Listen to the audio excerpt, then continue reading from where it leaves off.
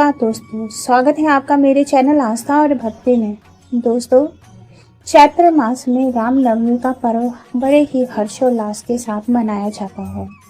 इस दिन मर्यादा पुरुषोत्तम प्रभु श्री राम का जन्म हुआ था। भगवान श्री राम के जन्म की कथा काफी रोचक है और उनके जन्म के उद्देश्य के पीछे बहुत बड़ी एक पौराणिक घटना है। वह घटना लंका के राजा रावण के वध की है। भगवान श्री हरि विष्णु ने लंकापति रावण के सर्वनाश के लिए त्रेता युग में प्रभु राम का अवतार लेकर पृथ्वी पर आए। रामनवमी के दिन ही चैत्र नवरात्रि की समाप्ति भी हो जाती है। हजारों की संख्या में भक्त भगवान श्री राम की जन्मस्थली अयोध्या पहुंचकर सरयू नदी में स्नान करते हैं। मान्यता है कि इस दिन सरयू नदी में स्नान करने से सभी पाप नष्ट हो जाते हैं और भक्तों को भगवान श्री राम की असीम कृपा प्राप्त होती है। हिंदू धर्म में रामनवमी का विशेष महत्व है। इसी दिन भगवान विष्णु ने अयोध्या के राजा दशरथ की पहली पत्नी कौशल्या की कोख से भगवान राम के रूप में जन्म लिया था। हिंदू मान्यताओं में भगवान श्री राम को सृष्टि के पालनहार श्री हरि विष्णु का 7वां अवतार माना जाता है। कहा जाता है कि श्री गोस्वामी तुलसीदास जी ने जिस रामचरितमानस की रचना की थी, उसका आरंभ भी उन्होंने इसी दिन से किया था। भगवान श्री राम के जन्म की कथा का वर्णन वाल्मीकि रामायण और रामचरितमानस दोनों में ही मिलता है।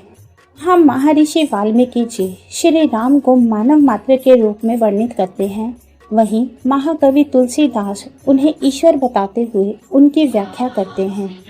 तुलसीदास जी ने रामचरितमानस को श्री राम के राज्याभिषेक के बाद समाप्त कर दिया है। वहीं आदि कवि श्री वाल्मीकि जी ने अपने रामायण में कथा को आगे श्री राम के महाप्रयाण तक वर्णित किया है। तो आइए दोस्तों, रामनवमी के इस अवसर पर श्री राम जन्म की कथा शुरू करते हैं। अयोध्या नरेश दशरथ की 3 पत्नियां थीं। उन्हें किसी तरह का कोई दुख नहीं था, लेकिन एक चिंता थी कि तीनों रानियों में से किसी से भी पुत्र प्राप्ति न होने से राज्य के उत्तराधिकारी का संकट छा रहा था। तत्पश्चात राजा दशरथ ने पुत्र प्राप्ति के लिए अपने कुलगुरु महर्षि वशिष्ठ से बात करी। महर्षि वशिष्ठ ने विचार कर ऋषि श्रृंगी को आमंत्रित किया। ऋषि श्रृंगी ने राजा दशरथ को पुत्र प्राप्ति के लिए यज्ञ करने का प्रावधान बताया। ऋषि श्रृंगी के निर्देशानुसार राजा दशरथ ने यज्ञ करवाया। जब यज्ञ में पूर्ण आहुति दी जा रही थी, उस समय अग्निकुंड से अग्निदेव मनुष्य रूप में प्रकट हुए तथा अग्निदेव ने राजा दशरथ को खीर से भरा कटोरा प्रदान किया। तत्पश्चात ऋषि श्रृंगी ने बताया, हे राजन, अग्निदेव द्वारा प्रदान किए गए खीर को अपनी सभी रानियों को प्रसाद के रूप में दे दीजिए। दशरथ ने कौशल्या को खीर दिया। कौशल्या ने उसमें से आधा हिस्सा कैकेयी को दिया। इसके बाद दोनों ने अपने अपने हिस्से से आधा आधा खीर तीसरी पत्नी सुमित्रा को दिया। प्रसाद ग्रहण करने से तीनों रानियां गर्भवती हो गई। चैत्र मास के शुक्ल पक्ष की 9वीं तिथि को पुनर्वसु नक्षत्र में सूर्य, मंगल, शनि, बृहस्पति तथा शुक्र जब अपने उच्च स्थानों में विराजमान थे, तब कर्क लगन का उदय होते ही माता कौशल्या ने भगवान श्री राम को जन्म दिया। पश्चात शुभ नक्षत्रों में ही कैकेयी ने भरत व सुमित्रा से लक्ष्मण व शत्रुघ्न ने जन्म लिया। समस्त राज्य में आनंद उल्लास छा गया। महाराज दशरथ ने राजद्वार पर आशीर्वाद देने पहुंचे समस्त भाट चारण ब्राह्मणों व गरीबों को दान दक्षिणा देकर विदा किया। समय पश्चात महर्षि वशिष्ठ ने चारों पुत्रों का नामकरण किया।